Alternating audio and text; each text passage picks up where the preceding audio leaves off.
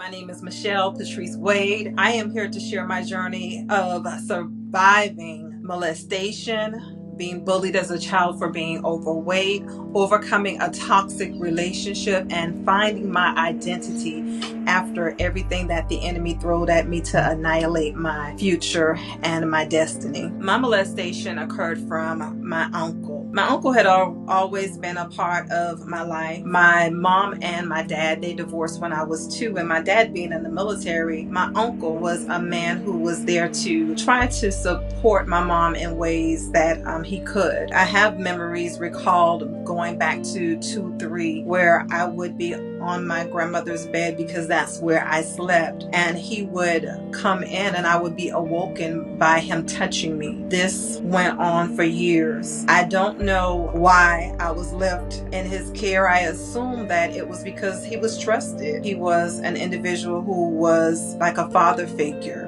who was supposed to be there to help my grandmother with me when I was visiting her, as well as my mother. The molestation was not isolated to my grandmother's house, because there were times that he would come over to assist my mother, maybe with something in the house. And while my mom was downstairs, he would come up and he would take advantage of me. And when I say take advantage, of course I understand that now, but as a child, because he groomed me at such a young age, it really was to a point where I felt as if we were in a relationship, because it started again about 2, 3 years old. So I was growing up with the understanding that I was, for lack of a better term, in this relationship with my uncle, until I learned that it was dysfunctional. And that came about by a family member. And until this day, I'm not sure if that family member actually saw what happened, but because I felt as if they did, I got a feeling of shame. My uncle abused me, I would say, from the ages of about 2 to 3,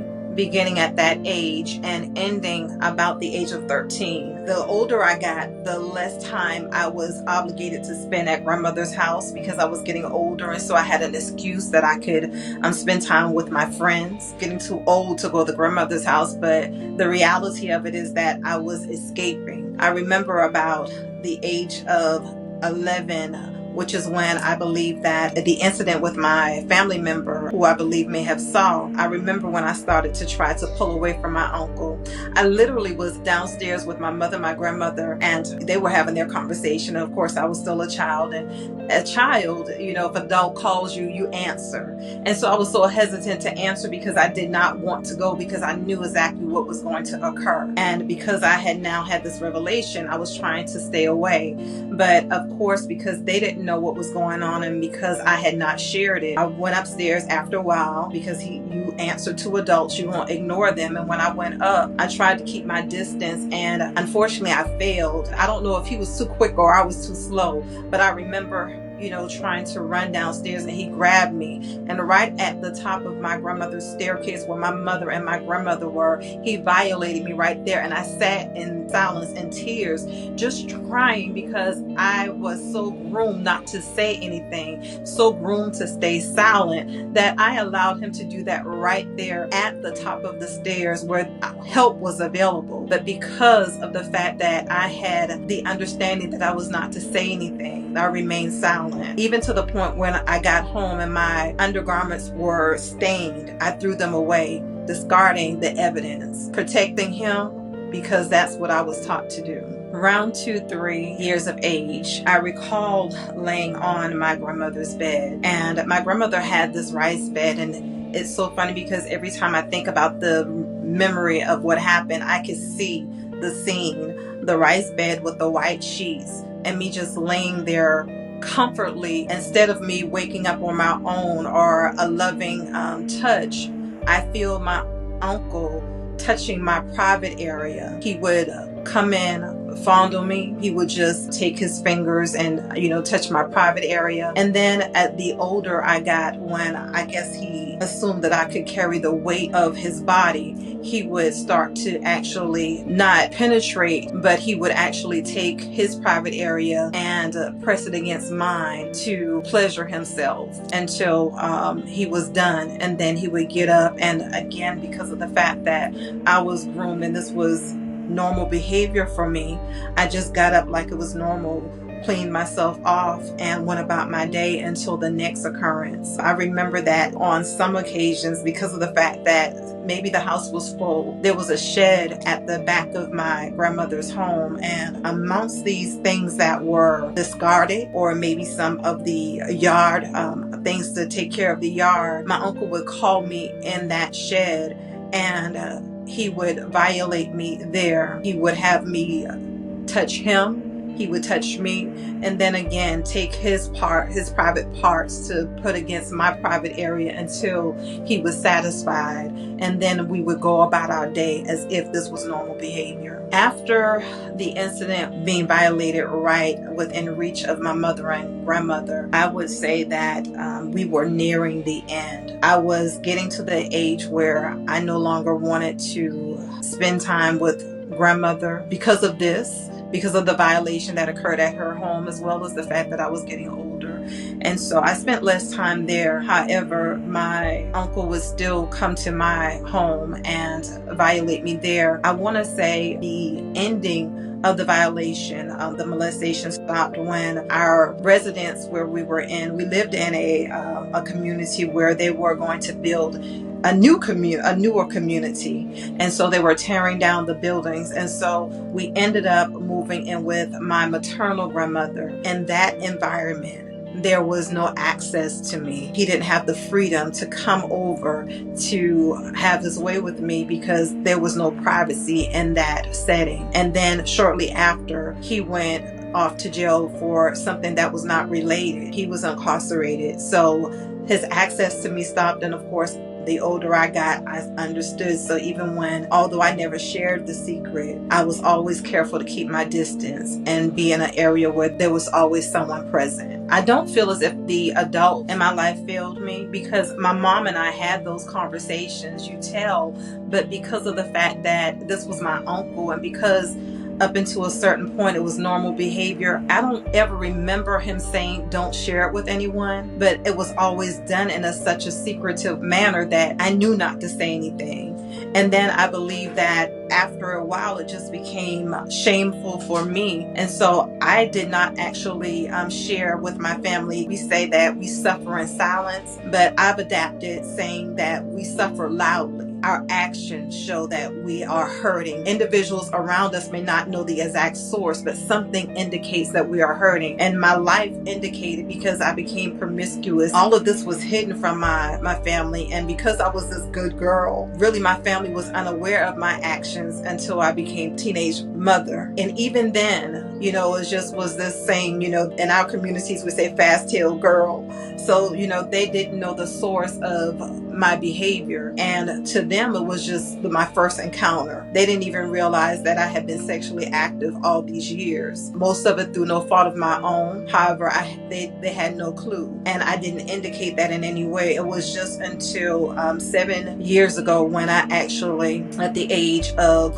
43, I disclosed this to my family when God gave me the vision for Beautifully Reconstructed to help others. The effects of the abuse, I would say, was shown through my sexual curiosity. When you are a child, regardless if you've invited this sexual behavior or activity, your body is awakened. And because of that, at a young age, I would masturbate. Even outside of my uncle molesting me, I got a hold of erotic material, videos, and all of this just added fuel to the fire, for lack of a better term. It made me feel as if this is what my body was created for, to pleasure others and to at some point pleasure myself. And so outside of even my uncle molesting me, it was like I had this urge for sex all the time. And because of that urge, when my uncle wasn't touching me, I was masturbating, and then I allowed other young boys and then eventually older men to touch me in ways that they should not have, because I didn't have any self-worth. This was my identity. My identity is you are used for others. And so because of that, I walked around with shame and embarrassment of being molested, but not speaking out about that shame. So I just controlled what I could, and that was satisfying others and myself. Emotionally, it did not affect me until I became older. It wasn't until I would say my 30s that I started to even have these memories of what happened. Although I knew it was as if they were suppressed, I didn't deal with them. I dealt with the sexual awakening, but I never dealt with the emotional part of it. When I was married and my ex-husband was being unfaithful, I started to go back to what I did to satisfy myself. I started the masturbation, the videos, and so then I started to deal with my emotions because I wanted to know why I was going back there. And so there was some point where I became angry, but that wasn't until adulthood. At the age of 17, I was a party girl. And so oftentimes I would go out and I would have these encounters and then meet gentlemen, and we would just engage in sexual activity. And sometimes obviously they were protected and sometimes unprotected. And so I recall being ill after going out after a weekend, and went to the doctor, and I found out that I was pregnant. My family had no idea that I was even active. I'm an A student. I'm a good girl. I work. So this life for everyone is a secret life. It's like I'm living a dual life. And once I found out that I was pregnant, I embraced the fact that I was going to be a mother. But unfortunately, my baby was premature and he died at birth. And so with his loss, being 17, and my family not understanding how to help me through that process, it threw me back into a whirlwind. I'll go back to what I understand, and that's giving pleasure and being pleasured. It's just been in recent years that I have come to the understanding that I was feeling pain that I suppressed there. On Mother's Day one year, I felt some type of way because the question is always asked. People say Happy Mother's Day and then followed by the question, well, are you a mother? And my answer became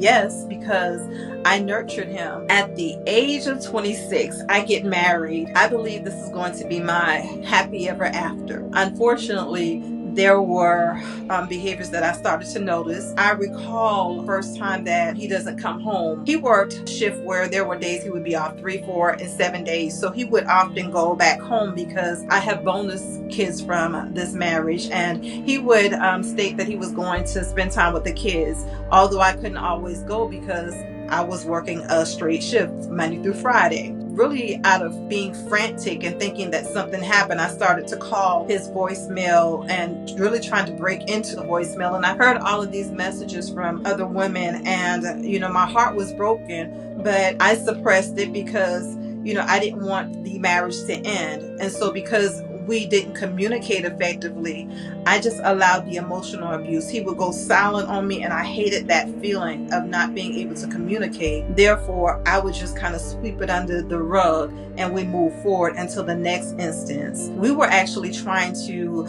conceive, and I was having miscarriages, and so I went to the doctor, and we were on medication to help us conceive. During this time, I found a paternity test. He had actually gotten someone else pregnant, and they had a set of twins. I cried from a place of my soul that I can't even reach, because I was so hurt, because I was losing life and he gave life. After years of being emotionally abused and lied to, I decided that I had no more left in me. I needed to recognize the value of me. And so I ended the marriage. I thought that we were going to love each other. I thought that we were going to be committed to each other. I found that to be not true. It got to the point where there were others. There were voicemails that I would hear. There were messages that I would find on pieces of paper, numbers. And it just got to the point where the last final confirmed affair was when I connected with a woman who I contacted via phone, and she did not know that he was married. We both confronted him over the phone, and that was my breaking point. I am now 50 years old, and God has gifted me with the ministry of Beautifully Reconstructed. Within this ministry, I minister, I teach the Word of God, and I am a life coach and a mentor. And it is amazing because I've had the opportunity to connect with women who are younger than myself, and as well as older who share in similar testimonies in their journey, and be able to help take them to their process, will take them through their process of healing. With the ministry, God has allowed me to birth books. I am the author of I Am Not Inadequate. This was me feeling inadequate because of the things that I had done and went through. I didn't understand why God was calling me to ministry. It didn't make any sense to me. But this 10-day devotion is dedicated to through some of my journey to help others understand that some of the things that they have identified with, it does not disqualify them from being used either. My latest book came out in December of 2023, No Longer Satan's Whore. And this is an autobiography. This chronologizes my journey about the molestation, about the marriage, about the everything in between. And today, as well as today I am happily married. I have been married to an amazing man for the last 3 years. Our 4th year anniversary will be in October. And he is everything that I had prayed for and more. He is my exceedingly abundantly above. And he pushes and propels me to do what I do. He encourages me. And it is a blessing to know that I am not walking through this journey alone. And when I say journey, doing what I do, I don't have to worry about him not supporting me, because he pushes me forward and not try to pull me back.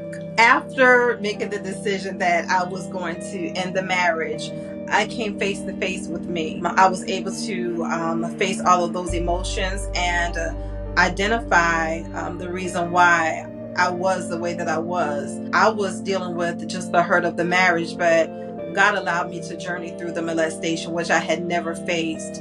And during that time, I was going to the church that I'm currently a member of, and my leaders, we had a conversation, especially my apostle Angela, who was a leader in the church.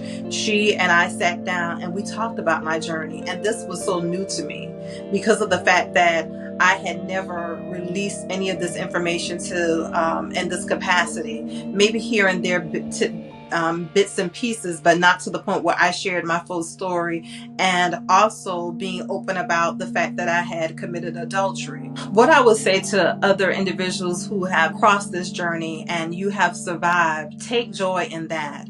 You are here. You are not an isolated incident. And because of that, there are people here that can help you through your journey. Like I stated, my church was helpful. There are therapists, there are counselors, whatever you need to do to help you overcome in victory, do it. It was not your fault.